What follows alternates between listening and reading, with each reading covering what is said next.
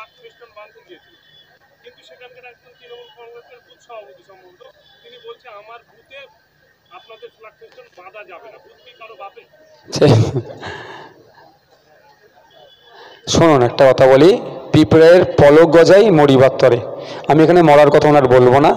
তৃণমূল শেষের দিকে এসে গিয়েছে, সেই জন্য এই ঔদ্ধত্য। গণতান্ত্রিক রাষ্ট্র, আমাদের দল রেজিস্ট্রেশন হয়েছে ইসিআইয়ের গাইডলাইন মেনটেন করে। আমাদের দলের ফ্ল্যাগ থেকে শুরু করে ফেস্টুন থেকে শুরু করে আমরা ভারতবর্ষের সংরক্ষিত এলাকা ছাড়া যে কোনো জায়গায় আমরা লাগাতে পারি। যে বাধা দেবে তার বিরুদ্ধে আমরা আইনত পদক্ষেপ নেব। আমার কাছে খবর এসছে ইতিপূর্বে আমাদের ফ্ল্যাগ একজন পুড়িয়েছিল, তার নামে অলরেডি আমরা কমপ্লেন করেছি। এখন অ্যাকশন নেবে না, আগামীকাল হবে। আগামীকাল হবে না, পুলিশকে ভয় দেখিয়ে চুপ করিয়ে রাখবে, পরশু দিন হবে। কিন্তু আমাদের কাছে রিসিভ কপি আছে, একদিন না একদিন যে হাতে ফ্ল্যাগ পুড়িয়েছে সেই হাত দিয়ে কীভাবে জেলের ভাত খাওয়ানো যায় সেটাও আমরা করব। যে মুখে বলছে ফ্ল্যাগ বাঁধতে দেব না, আমার এলাকার এই এলাকা ভাগ করে নিতে চাইছে, তাদেরকেও আইনের গুঁতো দিয়ে কিভাবে তাদেরকে ভুল স্বীকার করানো যায় সেটাও আমরা বুঝে নেব। এটা দ্বিতীয় জনসভা। দেখুন, একটা কথা বলি, যে কটা লোক এসেছে বা যত এসেছে হাজার হাজার মানুষ, বাইরে থেকে ভাড়া করে নিয়ে আসিনি, প্রথম কথা এটাই। দ্বিতীয় কথা, নানান বাধা বিপত্তিকে উপেক্ষা করে, হুমকিকে উপেক্ষা করে যারা আজকে উপস্থিত হয়েছেন প্রত্যেককে আমি ধন্যবাদ জানাই। ব্যাপক সাড়া দিচ্ছে। একদিকে বিজেমূলের অত্যাচার, মিথ্যাচার, অনাচার, সাথে সাথে অপরদিকে আমার কিছু বামপন্থী বন্ধুদের বুথ স্তরে যেভাবে আইএসএফ সম্পর্কে আমাদের সম্পর্কে মিসগাইড করছে, সমস্ত সেটাকে ভেদ করে আজকে যেভাবে স্বতঃস্ফূর্তভাবে এই রাজারহাটে এই জায়গায় হাজার হাজার মানুষ এসে উপস্থিত হয়েছেন, আমাদেরকে জিতার ব্যাপারে অনেকটাই আশাবাদী করে তুলছে।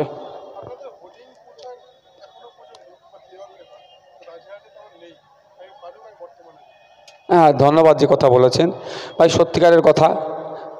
আমরা দেয়াল লিখন পোস্টারের দিকে আমাদের আর্থিকভাবে অতটা আমরা স্বাবলম্বী এখনও হয়ে উঠতে পারিনি। কাজ চলছে, টুকটুক করে চলছে, তবে খামচিহ্ন আমাদের মানুষের মনের মধ্যে পৌঁছে গিয়েছে।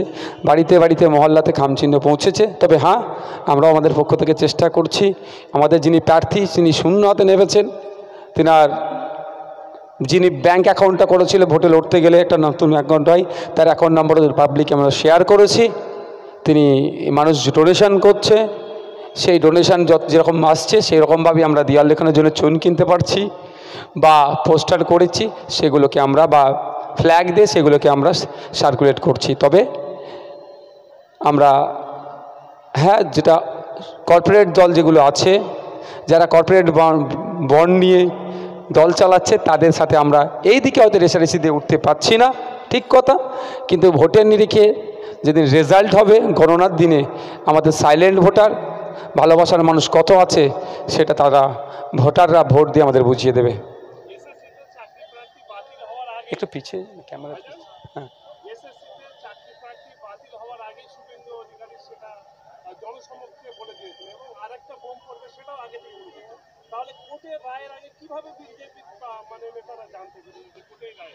দেখুন, আমিও এটা শুনছিলাম যে বোম মরবে, বোম পড়বে, বোম পড়বে। আমি তো হাসছিলাম, সে ডিসেম্বর হবে না তো।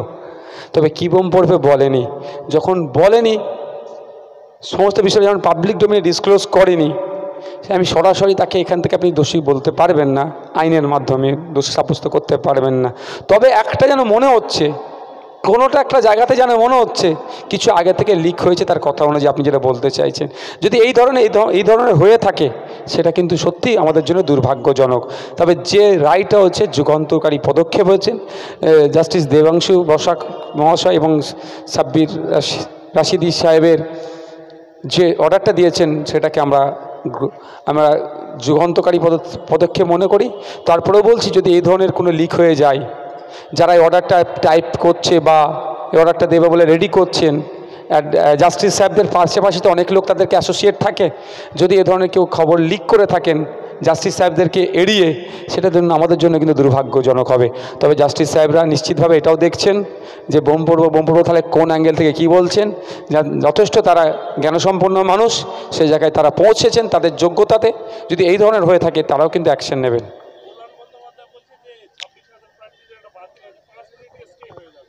কই 5 মিনিট তো পার হয়ে গেল। কল্যাণবাবুরা তো চাকরি চোরের হয়ে সওয়াল করছে, কল্যাণবাবুরা তো যারা টাকা নিয়েছে তাদের হয়ে সওয়াল করছে, চোরগুলোকে বাঁচানোর চেষ্টা করছে, অযোগ্যগুলোকে বাঁচানোর চেষ্টা করছে। কল্যাণবাবুরা জনরেস থেকে বাঁচার জন্য এই ধরনের অবাঞ্ছিত কথা বলছে। শুনেন, সুপ্রিম কোর্টে গিয়েছিল, সুপ্রিম কোর্ট আবার হাইকোর্টে চিফ জাস্টিসকে পাঠিয়েছেন, বেঞ্চ ঠিক করে দ্রুত এটার রায় দেওয়ার কথা বলেছেন। অত সহজ সুপ্রিম কোর্টে যাক না, বুঝিয়ে দেবে মজা আইনের খোঁচাটা কেমন হবে। এটা কিন্তু ভেঙে পড়তে পারে, এটা কিন্তু ভেঙে পড়তে পারে, এটা ভেঙে পড়তে পারে।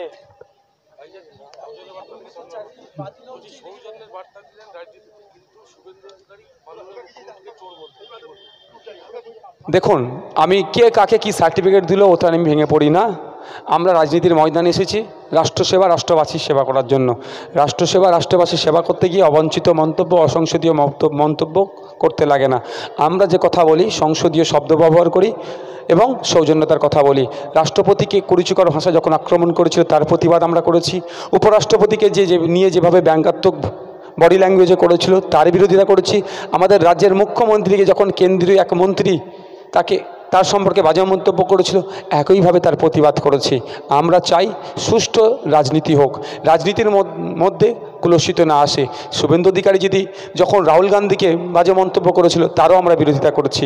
আজকে জায়গায় দাঁড়িয়ে বলছি, আপনাদের প্রশ্নের উত্তরে বলছি, আমরা চাই সুষ্ঠুভাবে রাজনীতি পরিচালিত হোক। রাজনীতি যদি আমরা কুলসিত করে দিই তাহলে শিক্ষিত বা ইয়াং ব্রিগেড এই রাজনীতি থেকে বিমুখ হবে। আর শিক্ষিত ইয়াং ব্রিগেড রাজনীতি থেকে বিমুখ হলেই এই রাজনীতিটা দুর্নীতিগ্রস্ত মানুষরা কন্ট্রোল করবে। আর দুর্নীতিগ্রস্ত মানুষ কন্ট্রোল করছে বলেই আজকে সন্দেশখালী আমার মা বোনেদের উপর অত্যাচার হওয়ার পরেও তাদের হয়ে সাফাই গাইছিল, ও তো কিছু করেনি।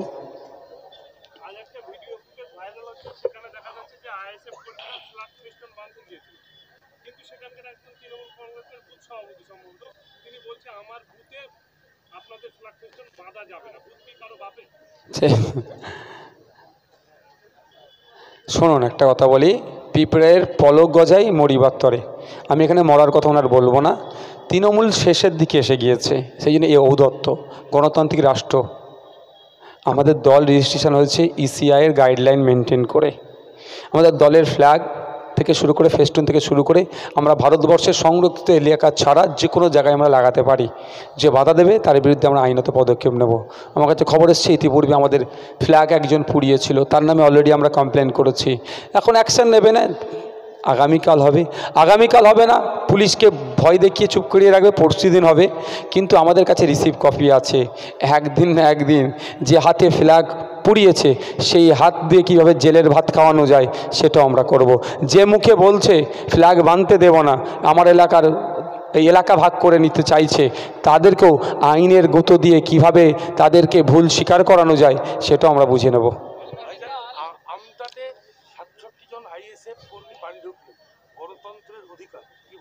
আমাদের আমি বলে রাখি, ক্লিয়ার করি, ওটা আমি মনে করি ওটা সাধারণ মানুষ আইএসএফকে ভালোবেসে এখন গ্রহণ করছে। তারা দীর্ঘদিন ধরে বাড়ি ছাড়া, বিভিন্ন রাজনৈতিক দলের কাছে শুনেছি গিয়েছিল, আমাদের কাছে এসেছিল। আমরা তাদের বলেছিল আইনের দ্বারস্থ হতে। আইনের খোঁচাটা মারাত্মক খোঁচা, খোঁজ নিয়ে দেখুন কোর্ট অর্ডার নিয়ে ঢুকেছে। আমরা তাদেরকে আইএসএফ কর্মী বলে দেখে দিতে চাই না। আমরা চাই মানুষ বাড়ি ছাড়া ছিল, সে তার বাড়িতে ফিরেছে। সে যদি মনে করে আইএসএফের কর্মী হবে, মেম্বারশিপ নেবে, আইএসএফের কর্মী হতে পারে। কিন্তু আমার পরিচয় তার কাছে তারা একটা বঞ্চিত মানুষ। তারা নাই পাক, এবং আইন বিচার ব্যবস্থার জয় হয়েছে। বিচার ব্যবস্থার জয়ের ধ্বনি আজকে আমি দিচ্ছি, তারা বাড়ি ফিরেছে।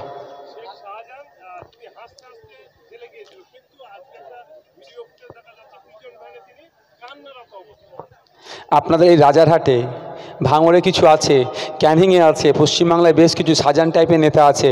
এখন তৃণমূল কংগ্রেসের হাওয়া খেয়ে বেলুনের মতো ফুলে তারা অনেক অত্যাচার করছে সাধারণ মানুষের ওপরে। শেখ শাহজাহান, শিবু, উত্তমদের দেখে তাদের শিক্ষা নেওয়া দরকার। আগামী দিন তাদের আসছে, তাদেরও লিস্টের নাম আছে, তাদেরকেও কিন্তু জেলের ভাত খেতে হবে। শেখ শাহজাহানকে আমি যতটুকু খবর পেয়েছি, যতটুকু আমার কাছে সূত্র মারফত খবর পেয়েছি, শেখ শাহজাহানকে বলেছিল 1 সপ্তাহের মধ্যে তোকে বার করে দেবো, তুই ধরা দে। 1 সপ্তাহ কতদিন থাকতে হবে শাহজাহান এখন থেকে টের পাচ্ছে, সেজন্য সে এখন কাঁদছে।